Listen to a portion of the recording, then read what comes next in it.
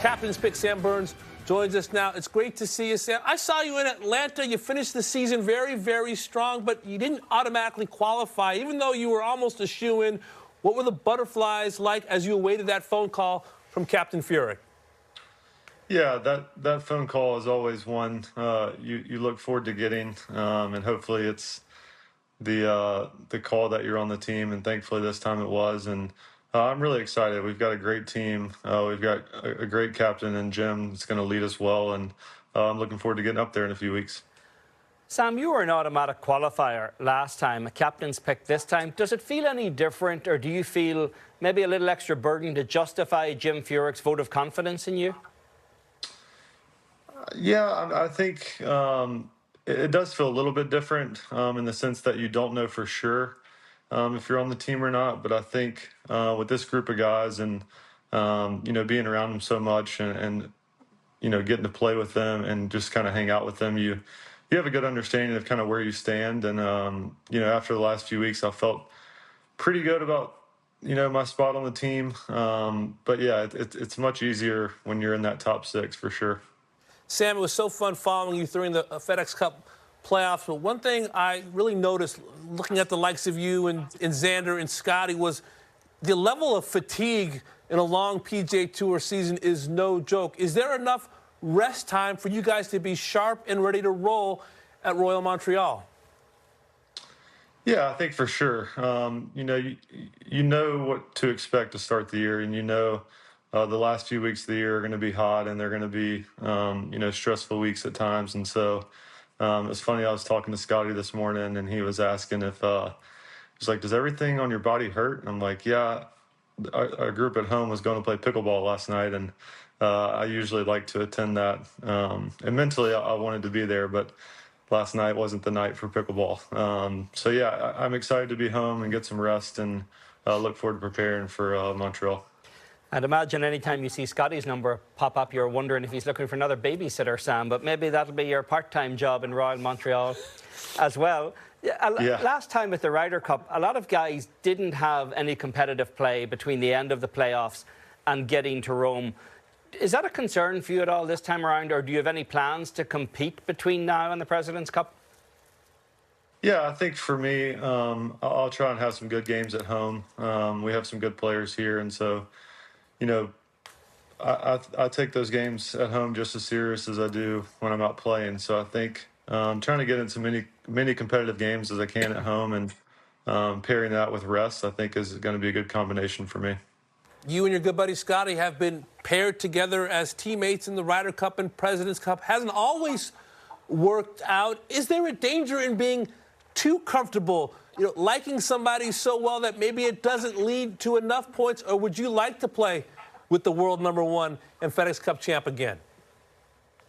Yeah, I think we're going to rely on, Jim and the assistants and the stats guys to kind of pair us up as they best see fit. I think, I've always enjoyed my time playing with Scotty. As everyone knows, we're great friends, and I feel like we have played well together. I don't think our record really shows that. But at the end of the day, you have to go out there and get points on the board for your team. And so, with whatever those guys think and the best combinations of pairings that we can come up with, I think that's the game plan we're going to stick to.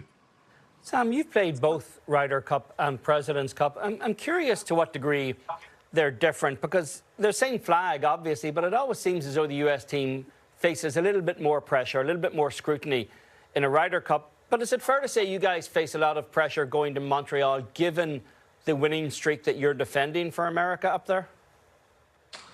Well, yeah, I think anytime you're going to, to play an away game, as you could say, I think it's always tougher. The fans are going to be rooting hard for the internationals. The fans are rooting hard for the Europeans.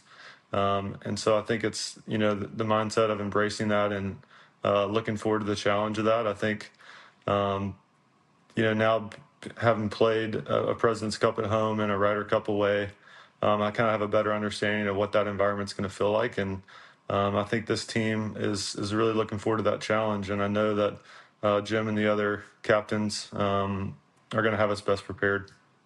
Sam, I was struck by something you said a few moments ago about kind of leaving the pairings up to Captain Furyk and the assistants. We're also in an era where the voice of the players seems to be louder and stronger than it ever has been.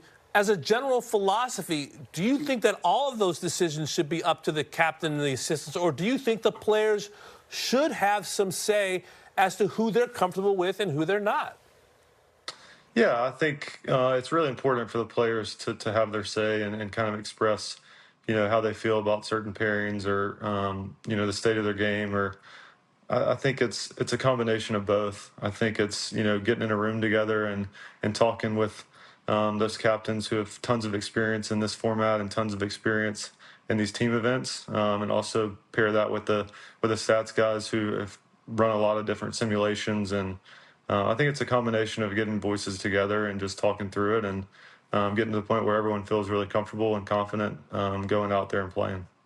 One of the other captains picks alongside you, Sam, is Keegan Bradley. He's not just a teammate, he's also potentially your Ryder Cup captain a year from now. How much do you think guys are going to look upon the President's Cup as something of an audition for Keegan, not just in terms of delivering under pressure, but how they are as a team room presence? Yeah, I think ultimately our goal as a team is to go up there and win the President's Cup. I think Keegan, we had breakfast last week in Atlanta and we were talking, and Keegan's playing some of the best golf of his career, arguably,